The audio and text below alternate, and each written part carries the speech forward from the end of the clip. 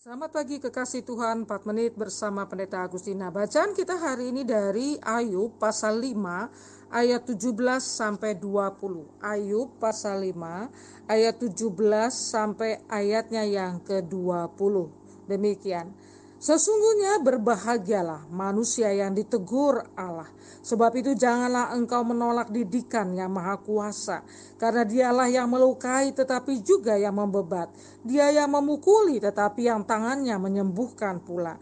Dari 6 macam kesesakan engkau diluputkannya, dan dalam 7 macam engkau tidak kena malapetaka. Pada masa kelaparan engkau dibebaskannya dari maut, dan pada masa perang dari kuasa pedang. Saudara dikasihi Tuhan, ini adalah pernyataan daripada Elifaz ya, ketika Ayub mengalami akan bencana di dalam hidupnya, pencobaan dalam hidupnya.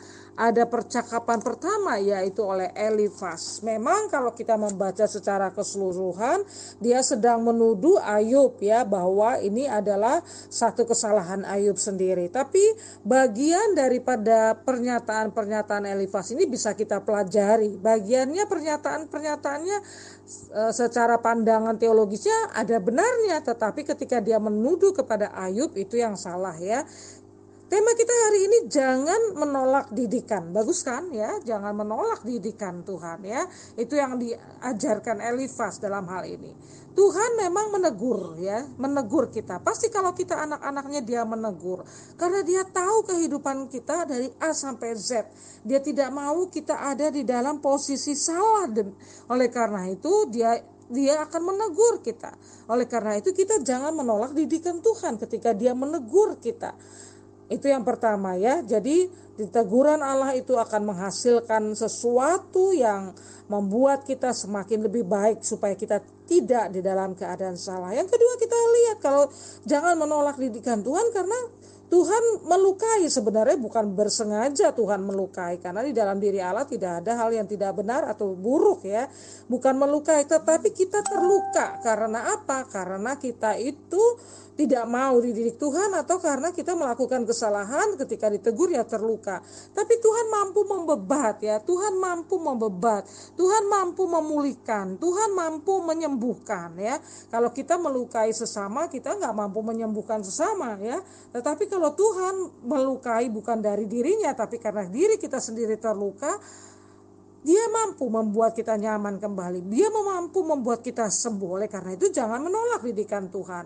Kemudian dia sempurna. Ketika kita sempurna di dalam kesusahan, di sini di dalam kitab Ayub ini yang teguran Elifaz ini dia katakan ada 6 macam kesesakan, bahkan 7 dan seterusnya.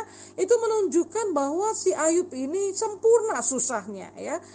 Dalam keadaan seperti ini pun Tuhan tahu, dan bagaimana cara kita luput dari persoalan, dari masalah. Dia akan mengirimkan hikmat ya, akan diluputkan. Kita tidak kena malapetaka. Itu yang luar biasa.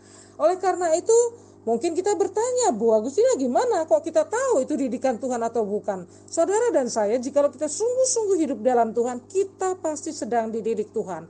Baik dia ketika keadaan nyaman ataupun tidak nyaman, Tuhan mendidik kita, berbicara kepada kita peka atau tidak. Jadi kalau kita di dalam Tuhan, tidak ada lagi hidup yang di luar kehendak Tuhan. Oleh karena itu segala kejadian dalam kehidupan kita di dalam rangka Tuhan mendidik dan mengingatkan kita.